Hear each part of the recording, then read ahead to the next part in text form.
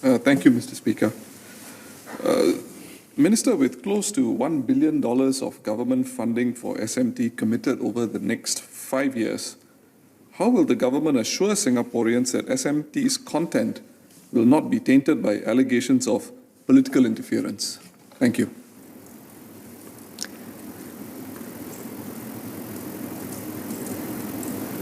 I'm actually not so surprised that Mr. Singh put this question up.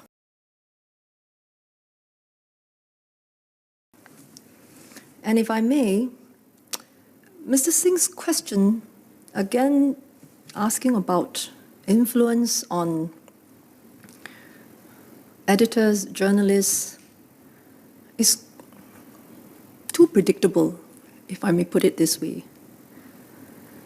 His question seems to suggest that he does not trust the journalists and our main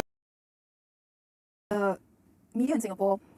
We work within a system where the government is very dominant and powerful.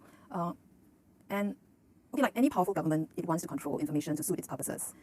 But it's also a very sophisticated way of influencing media, because this is a government that doesn't use like strong arm tactics, like throwing journalists in jail. Instead, it has been very effective in persuading and bringing journalists around and editors around to its point of view. I think the situation is that very often we are very careful about what stories we pursue or how we write certain stories, because we know that there may be repercussions if we are too critical, and it's never clear where the line is. So I think that we tend to err on the side of playing it safe. Mainstream media to be objective in reporting, to apply their minds and to be discerning, or to have a sense of responsibility to truthful reporting for the public. I hope I'm wrong in thinking that this is what Mr. Singh is suggesting, but that's what came to mind when he spoke those words. Now, regardless of what I say, good morning. Yeah, I'm Hui Min from CNA Digital. I have two questions. Just now you mentioned that the revenue from CLG will now be channeled into the new constitution of the company with new goals, right? So what might these be? Does it mean that the media business will now pivot to emphasize editorial integrity, for example, ahead of advertiser interests? That's one. Okay, second question is, this move comes after various corporate initiatives to improve the sustainability of the media business. Is it fair to say that these initiatives have failed? And if so, where does the responsibility lie? Thank you. If I may just interject, I honestly take umbrage at the first question. There are reporters from here who receive substantial funding from various sources, and I don't believe that you would describe yourself as bowing to the needs of advertisers in doing your job. So I think that, please, okay, I would say, at least for SPH, we have always had advertising, and we have never conceded to the needs of the advertisers. All right, so we've always continued to provide fair, reliable, credible reporting. So in reporting the answer to this, I will tell you first that the fact that you had a question SPH title for in your words, conceding to the words of advertisers, I take umbrage in the comment, because I don't believe that even where you come from, you concede, all right? In doing your job, you do not concede to the needs of advertisers. So I must call this out. Chairman is a gentleman. I'm not. Or what Mr. Singh may suggest, the true test is whether the public trusts the media and how they exercise their choice on a day-to-day basis in consuming news media when so many alternatives are available to them at zero cost. And fortunately for us, for all of us, our local mainstream media are trusted by people, and we have every reason to keep it so. Sachet away.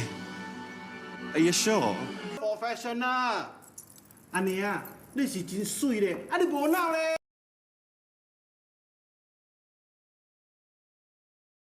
Were locked up under the Internal Security Act without trial was also in the 1970s, the late 1970s, again, almost 40 years ago.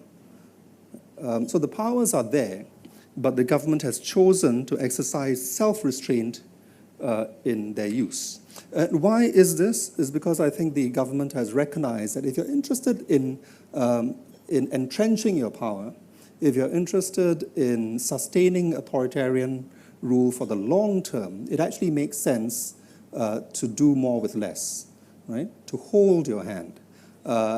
And anecdotally, we see this all the time. We see that whenever any government oversteps the bounds, whenever it uses brutality to an extent that is too visible, that actually tends to generate instant moral outrage that can be used by opponents, and there's a backlash.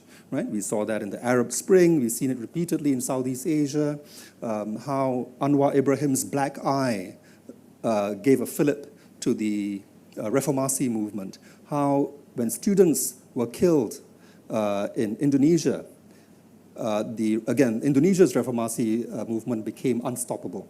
How when Marcos and his goons killed Aquino on the tarmac of Manila Airport, that was the start of the People Power Revolution. So again and again, you see that it is the overuse of force that tends to spell the death of authoritarian regimes. And the Singapore government has understood this extremely well.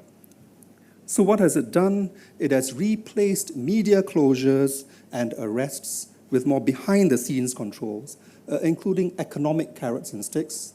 And remember, licensing is simultaneously a carrot and a stick. It's a stick if you don't have a newspaper publishing license, but if you have a newspaper publishing license, this essentially gives you monopoly control.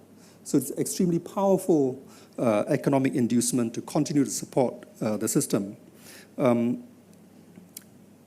Even when it does use the law, there's been a movement away from these sort of discretionary criminal actions towards civil actions. Sue them for defamation instead of hauling them in under the Internal Security Act. There's a difference in terms of the moral outrage that it creates. Don't pick them up from the streets. Wait a while, bring them into court. The headlines tend to be less sensational.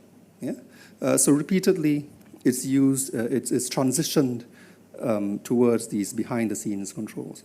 This extends, by the way, beyond media. Here's another very sort of graphic example of the difference between Singapore and our closest neighbors, Malaysia. How are street protests dealt with? Right? So on your left, a photo of a demonstration